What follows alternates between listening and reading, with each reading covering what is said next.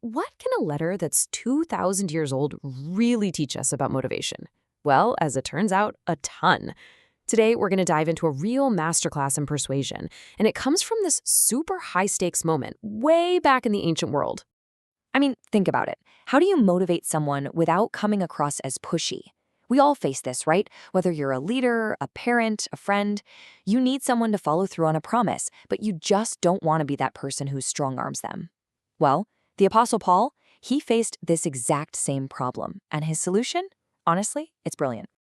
Okay, so let's set the scene. We're in the ancient city of Corinth, and the local church there, they made a huge promise, a really generous financial gift to help out struggling believers over in Jerusalem.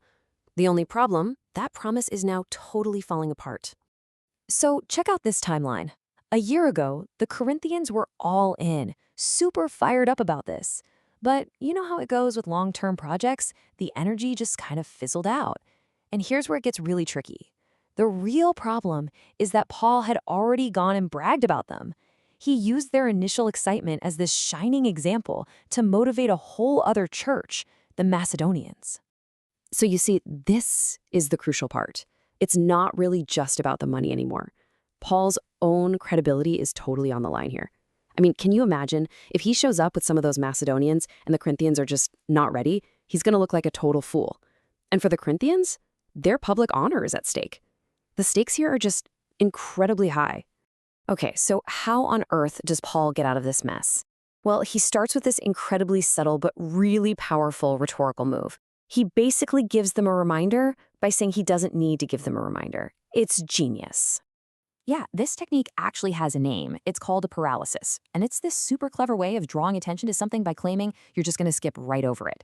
So Paul basically says, look, I really don't even need to write to you guys about this collection. And then what does he do? He immediately starts writing all about the collection. Classic. Right, it's just like the example here. The professor who says, I don't need to remind you about the final exam, while doing exactly that. It's all about that subtle pressure. He's not ordering them around, not at all, but he is making darn sure the topic is front and center, you know? He's leaving the decision up to them, but he's also gently nudging them in the right direction. Okay, so after that gentle nudge, Paul dials it up a notch. He starts to tap into the deep cultural psychology of the ancient world. And that means one thing, the incredibly powerful dynamic of honor and shame. He really ramps up the pressure here. He basically says, hey, just a thought. What if some of those Macedonians, the ones I've been bragging about you to, what if they tag along with me and, well, find out you haven't actually done what you said you would? Whoa, suddenly this is not a private issue anymore. This is all about public perception. And look, to really get why this was so powerful, you have to understand the culture. In the ancient Mediterranean world, your public reputation, your word, that was everything. Public humiliation wasn't just, a cringy moment that you get over. For a lot of people, it was literally considered a fate worse than death. Paul knew exactly what he was doing. He knew that the fear of that public shame would be a massive, massive motivator. But here's the thing.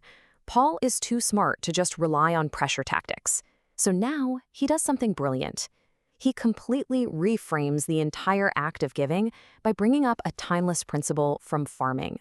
He uses this proverb that absolutely everyone would have known. Didn't matter if you were Greek, Roman, or Jewish. You reap what you sow. It's a universal law of nature, right? And this is where the genius really kicks in. He's shifting their whole mindset. He's basically saying, hey, don't think of this gift as money you're losing. Think of it as a seed you're planting. It becomes an investment, one that comes with a guaranteed harvest of blessings. He's flipping them from a mindset of scarcity to one of total abundance. So now that he's completely reframed why they should give, Paul gets super specific about how they should do it. And trust me, this is where it gets really, really cool. He lays out 3 simple steps. Step 1, it's got to be personal. Each person decides for themselves. No one's forcing you. Step 2, it's got to be purposeful. You do it intentionally because you've decided to. And step 3, you have to be cheerful about it. No grumbling, no feeling sad about it. It's all about the attitude of your heart. That's what really matters. Okay, and this part is my favorite. Check this out. The original Greek word for cheerful is hilaros. Does that sound familiar? It should. It is the root of our word hilarious. So, what Paul is really saying is that God loves a hilarious giver, someone who gives with this joyful, almost giddy kind of energy. I mean, what an incredible image that is. All right, so after all that, the subtle pressure, the big reframing of the whole thing, the guidance on their attitude, we got to ask the big question, right? Did it actually work? Did this whole masterclass in motivation, this combination of rhetorical tricks, psychological insight, and spiritual wisdom, did it actually get the job done? Did the Corinthians finally come through? And the answer is a huge yes. It absolutely worked. A few months later, Paul's writing a letter from Corinth, and he confirms it. The collection was made. The whole region, including Corinth, got the project done. His strategy was a massive success. But Paul isn't finished. He brings it all home with one final, super powerful point. He reveals that the deepest, the most effective motivation of all, it isn't the fear of being shamed, and it isn't even the hope of getting something back. It's simply gratitude. He wraps it all up with this amazing, almost prayer-like outburst. He's saying that any generosity we could possibly show is just a tiny little response to this incredible, indescribable gift from God.